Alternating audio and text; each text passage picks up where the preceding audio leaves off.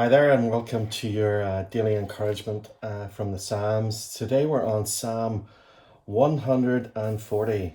140. And before I read it, I want you to think of a time when you've maybe dwelt on something for quite a while, where you've rehearsed in your head the conversations you're going to have with someone.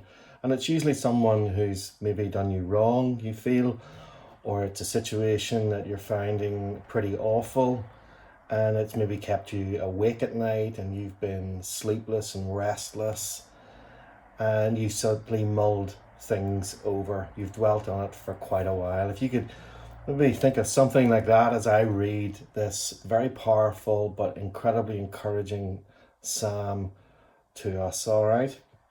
Psalm 140. Deliver me, O Lord, from evil men. Preserve me from violent men who plan evil things in their heart and stir up wars continually. They make their tongue sharp as a serpent's, and under their lips is the venom of asps. Guard me, O Lord, from the hands of the wicked. Preserve me from violent men who have planned to trip up my feet. The arrogant have hidden a trap for me, and with cords they have spread a net. Beside the way they have set snares for me. I say to the Lord, you are my God. Give ear to the voice of my pleas for mercy, O Lord.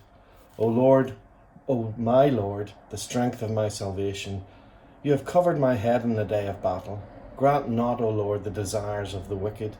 Do not further their evil plot, or they will be exalted. As for the head of those who surround me, let the mischief of their lips overwhelm them. Let burning coals fall upon them. Let them be cast into fire, into miry pits, no more to rise. Let not the slanderer be established in the land. Let evil hunt down the violent man speedily. I know that the Lord will maintain the cause of the afflicted and will execute justice for the needy. Surely the righteous shall give thanks to your name. The upright shall dwell in your presence. And we thank the Lord for his very powerful words to us. So now if you've been thinking of that moment or time in your life where you have simply dwelt on something that has really annoyed you, somebody has done you harm, or you feel they're planning to do you harm, or they've said something about you in the community that you find offensive or very, very hurtful, then you're in the same place as David is here now. He spends verses 1 to 5 really dwelling on what his enemies are up to. And their enemies are, in short order, up to evil intent. It is their intention to do evil to David. And we see that right from the start, where he says, deliver me, O Lord, from evil men. Preserve me from violent men. And it goes on in that vein. And you get the sense of a brooding David dwelling, almost obsessively on what these evil people are intending to do to him.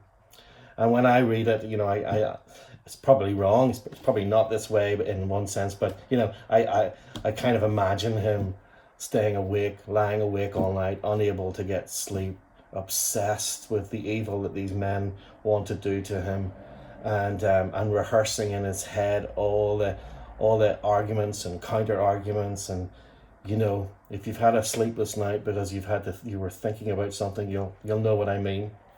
So David is obsessed. He's obsessing about what is really going on with these evil men. And verse 4, guard me, O Lord, from the hands of the wicked. Preserve me from violent men who have planned to trip up my feet. And in his lifetime, boy, he's seen it all, hasn't he? He's seen it all. The violence towards him, the evil intentions towards him, the desire to have him killed. He's experienced it all. And now he's having another moment. And so from verses 1 to 5, he dwells on the evil intentions of his enemies. Then verses 6 to 11, David comes through that obsession. He kind of regroups a little bit, and he knows where he has to turn to. So he then turns to the Lord. Verse 6, I say to the Lord, you are my God. Give ear to the voice of my pleas for mercy, O Lord. And then I love this, verse 7. O Lord, my Lord, the strength of my salvation. I love that. O Lord, my Lord, the strength of my salvation. So he's gone from this obsessive dwelling on the evil intention of men to now being assertive. O Lord, my Lord, the strength of my salvation. He's regrouping. He's getting stronger. He's not dwelling down here on the evil that men might do to him. He's starting to move up to here where he knows that victory is assured in his Lord. And indeed, he reminds the Lord, doesn't he? He reminds the Lord. Look at the second line of verse 7. You have covered my head in the day of battle. You know, Lord, you and I have been through this before. We've been through worse. You've covered my head in the day of battle. You've been beside me in battles, in war, in the really roughest, worst times of my life. You've been there. You've kept me physically from harm. You've covered my head in the day of battle. So in verse 8 he then says, so grant not, O Lord, the desires of the wicked. Do not further their evil plot, or they will be exalted. You can deal with this, Lord. Don't let them, these evil people, have their way. So that's sort of from verses 6 to 11. He's now turning to the Lord and pleading to the Lord to come in and help, having reminded the Lord, look, you've helped me. I know where I need to turn to for help. We've been through this kind of thing before, and I'm sorry I've been dwelling on it, because I'm turning to you now, and you're going to deal with it. And then he's soaring. He's really soaring now, because then in verses 12 and 13, his assurances, he's reached the peak of his assurance.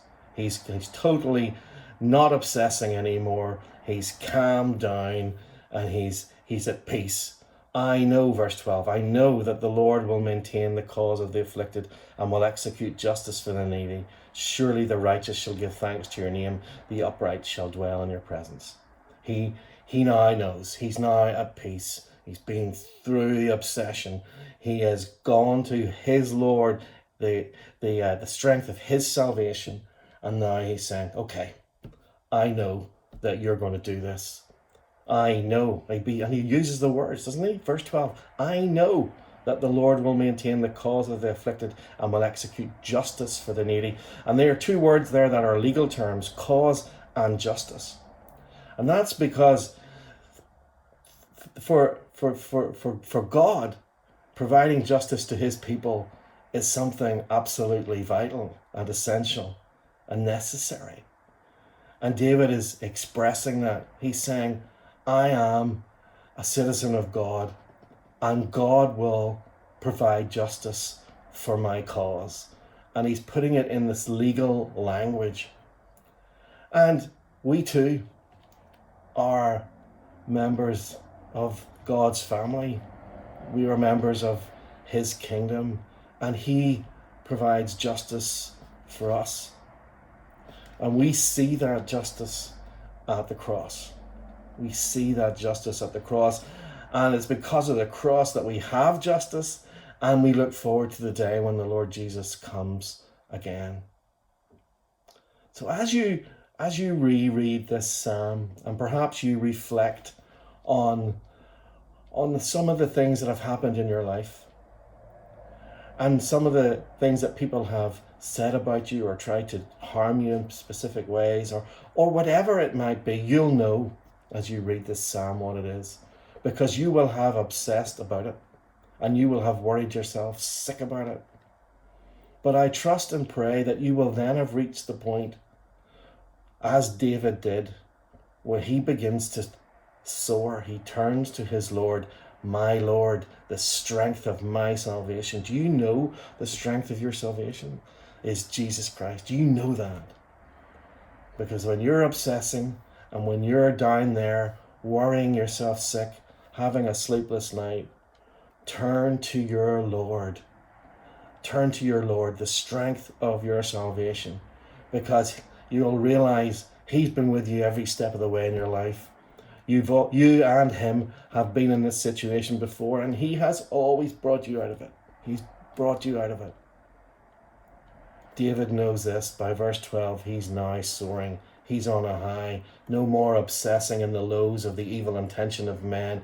He's now on a high. Verse 12, powerful, powerful verse 12. I know that the Lord will maintain the cause of the afflicted and will execute justice for the needy. Surely the righteous shall give thanks to your name. The upright shall dwell in your presence. We find justice in the Lord. Know it. Have a great day.